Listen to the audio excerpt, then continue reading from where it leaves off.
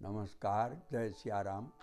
मैं शोभाकांत झा इस विचार मंच पर आप सबका स्वागत करता हूँ। आज मकर संक्रांति है। इस संक्रांति को हम लोग प्रायः हर 14 जनवरी हर वर्ष मनाते हैं।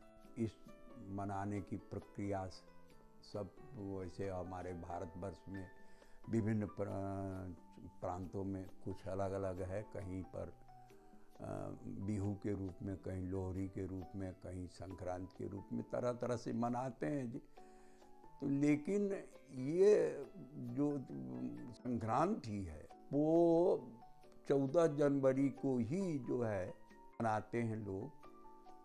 अन्य तिथियों के इधर उधर तारीख बदलती रहती हैं उत्सव के, त्यौहार के, लेकिन इस संक्रांति की वही 14 जनवरी ही है। वैसे इस समय 15 जनवरी को हम सब लोग मना रहे हैं, क्योंकि पुण्यकाल 15 संक्रांति का आगमन तो 14 को ही हो जा रहा है। 15 को जो है पुण्यकाल ज़्यादा सूर्योदय के समय है, इसलिए 15 को ही लोग मना रहे हैं इस समय। अब एक विचारणीय है कि ये संक्रांति है। संक्रांति जो है सूर्य के संक्रमण से जुड़ा हुआ है। सूर्य जो 12 राशि है, मेष, वृष आदि साल में जो आते हैं, 12 राशियों पर सूर्य पारी पारी से गमन करते रहते हैं। तो मकर राशि पर जब सूर्य आते हैं तो मकर संक्रांति होती है। इस संक्रांति की विशेषता ये है कि ये सूर्य जो है दक्षिणायन से उत्तरायण होते हैं। उत्तरायण सूर्य हम लोगों के लिए बहुत ही श्रेयस्कर सूर्य माने जाते हैं। इस समय ठंडी से हमें निजात मिलना आरंभ हो जाता है उत्तरायण सूर्य से, और पुण्य काल के बहुत सारे जो दान पुण्य ध्यान आदि का जो है, स्नान का जो है, वो बहुत ही पुण्य जो है मिलना आरंभ हो जाता है। अब ये तो मिलता है या नहीं है, ये सब विचारणीय बात इसलिए है कि आस्था का से जुड़ा हुआ है। ये तो कोई भौतिक चीज़ है नहीं कि हाथ में कुछ दिखाई दे कि हमने 2 रुपया दिया तो फल मिल गया, एक तो ऐसा कुछ है नहीं। ये तो आस्था का विषय है। तो उत्तरायण सूर्य हमको बहुत प्रकार से लाभ पहुंचाते हैं। एक तो सबसे पहला लाभ है ठंडी से निजात दिलाना।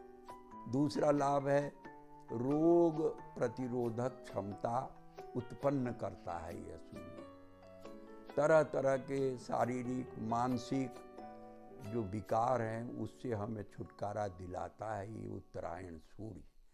आप डॉक्टरों से संपर्क करिए, वो बराबर कहेंगे कि सुबह जो उगता हुआ सूरज है कम से कम 8 बजे तक, उसकी रोशनी आप लीजिए, विटामिन डी मिलेगी और भी अनेक तत्व आपको उनसे प्राप्त होंगे, जिससे कि आपके स्वास्थ्य में विभिन्न प्रकार से लाभ होगा। तुलसीदास ने लिखा है इस सूर्य के संबंध में, माघ मकर गति रवि जब होई, तीर्थ राज आब सब कोई। प्रयागराज को तीर्थराज कहा जाता है। संगम नगरी भी उसको कहते हैं। वहाँ 3 नदियों का संगम है, गंगा, यमुना और सरस्वती। ये नदियाँ हमारे भारतवर्ष की जीवन रेखा, हमारे रग रग में सनातन काल से ये गंगा, ये जमुना, हाँ, इन सब के जो है हमारा प्रभाव, हमारी संस्कृति इनसे बनी हुई है। कुंभ के मेले भरते हैं, उस अमृत स्नान करने के लिए बिना किसी विज्ञापन के लाखों करोड़ों लोग जुड़ते हैं और उस भरी ठंडी में जो है स्नान ध्यान करते हैं और एक स्वर्गीय आनंद का अमृत पान करते हैं। तो ये जो है हमारे भारतवर्ष की विशेषता भी है। हमारा ऐसा कोई महीना नहीं है जिसमें एक त्यौहार, कोई न कोई त्यौहार आता ना हो। तो हर त्यौहार जो आते हैं वो हमारे उत्साह को बढ़ाने आते हैं, हमारे रोज़मर्रा से निजात दिलाने आते हैं। हम जो रोज़ रोज़ वही काम करते हुए जो एक उदासीनता, एक थकान, एक ये सब जो महसूस करते हैं, उससे ये त्यौहार आकर हमें छुटकारा दिलाते हैं। हमारी सकारात्मक शक्ति है, उस शक्ति में जो है बहुत ही ज़्यादा वृद्धि होती है इन त्योहारों के द्वारा। आप खुद महसूस करेंगे कि आप जब त्यौहार आते तो किस तरह उल्लसित हो जाते हैं। आप अपनी सारी चिंता को, अनुत्साह को भूल जाते हैं और उमगने लगते हैं उमंग में, चाहे बच्चे हों बूढ़े हों सब। तो ये त्यौहार हमारे जीवन में जो है अमृत घोलने आते हैं। इसलिए इस समय दान करना, पुण्य करना, स्नान करना, पूजा पाठ करना, ये सब बहुत फलदायी माना गया है ये संक्रांति। ये भी जान लीजिए कि जब 12 संक्रांति है तो इस संक्रांति का तो महत्व है ही है सबसे अधिक, क्योंकि उत्तरायण इसी समय सूर्य होते हैं। अब प्रश्न उठता है कि 14 जनवरी को ही हमारी तिथि जो है मिल जाती है अंग्रेजी तारीख से ये उत्सव, और अन्य जो त्यौहार होते हैं उनकी तारीख क्यों नहीं मिलती? तो उसके कारण से ज्योतिष शास्त्र के अनुसार कि सूर्य का जो परिभ्रमण है उसका पथ अलग है और चंद्रमा का पथ अलग है। हमारे जो मास हैं वो चांद्रमास कहलाते हैं।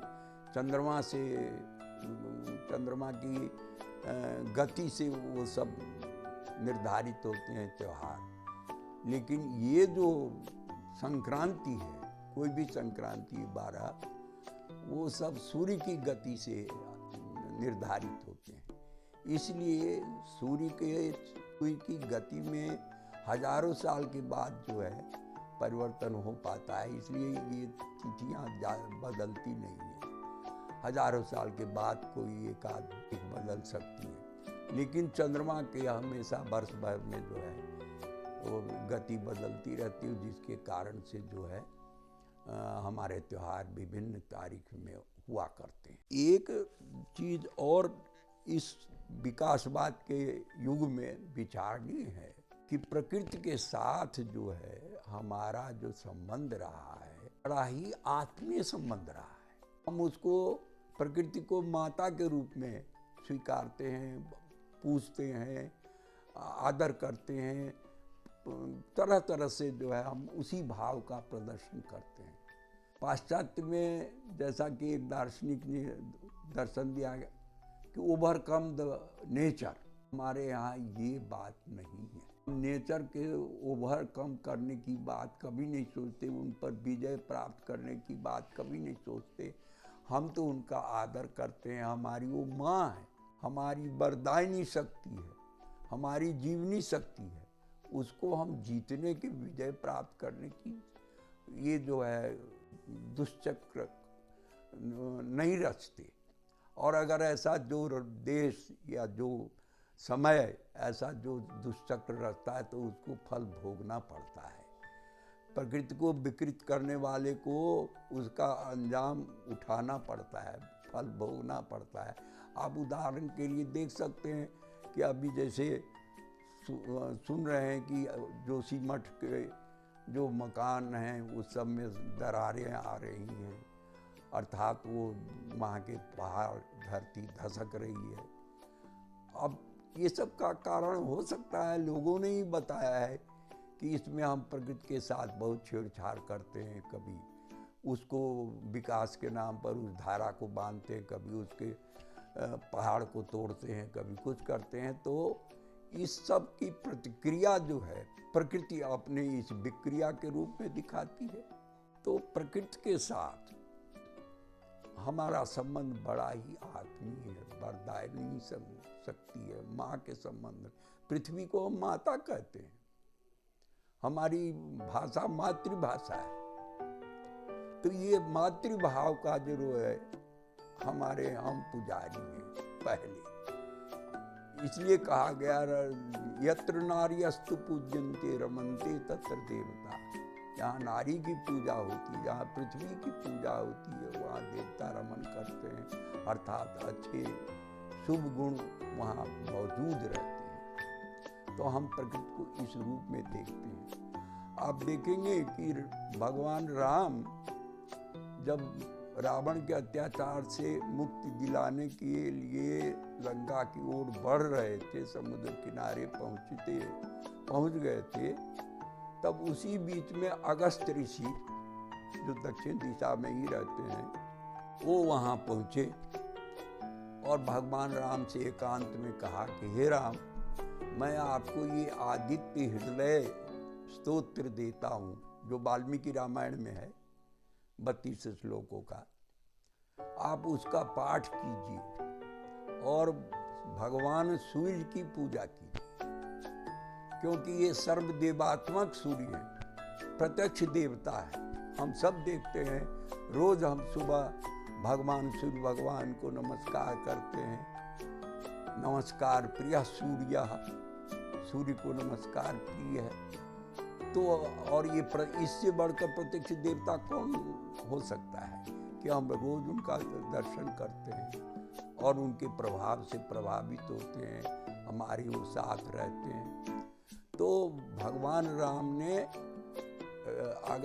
जबकि अगस्त ऋषि जानते थे कि भगवान राम भगवान हैं, अवतार हैं, लेकिन यह तो जानते ही थे फिर भी कि वो मानवीय रूप में आए हुए थे, मानव अवतार थे। तो मानव में गुण दोष सब होते हैं, इसलिए उन्होंने कहा कि दैवी शक्ति की सहायता हम उन्हें चाहिए, तभी जो है रावण जैसे भयंकर राक्षस पर आप विजय प्राप्त कर सकते हैं, जहाँ माया के चक्र बहुत ही चलते रहते हैं। तो भगवान राम ने उनकी बात के अनुसार स्तोत्र का पाठ किया। आदित्य हृदय, आदित्य मतलब सूर्य का एक नाम है, तो आदित्य हृदय स्तोत्र का पाठ किया और उनका पूजन किया और उसके बाद प्रयाण किया। उसके आप परिणाम से वाकिफ ही हैं। तो ये कहने का मतलब हम लोग अपने देवों को, प्रकृति को, जो भी वृक्ष, पीपल हो, ये सब पीपल का वृक्ष, बट का वृक्ष, इसकी हम पूजा क्यों करते हैं? क्योंकि ये हमारे लिए ऑक्सीजन बहुत ही जो कीमती चीज़ है वो प्रदान करते हैं। इसलिए हम ये जान के नहीं करते कि हमें ऑक्सीजन प्रदान करते, लेकिन हमारा भाव ऐसा है कि वो हमारे हैं, हम उनके हैं, और इससे हम उनका आदर करते हैं और हमें वो लाभ उनसे मिलता है। एक परस्पर एक दूसरे को हम जैसे मनुष्य बन के लाभ पहुंचाते हैं, वो भी हमें लाभ पहुंचाते हैं। तो ये हमारी प्रकृति है, ये भारतीय संस्कृति है। इसलिए हमारी संस्कृति सनातन संस्कृति है, अर्थात जो कल भी थी, आज भी है और कल भी रहेगी, क्योंकि हम संस्कृति को विकृत नहीं करते। ये हमारी भारतीय विशेषता है।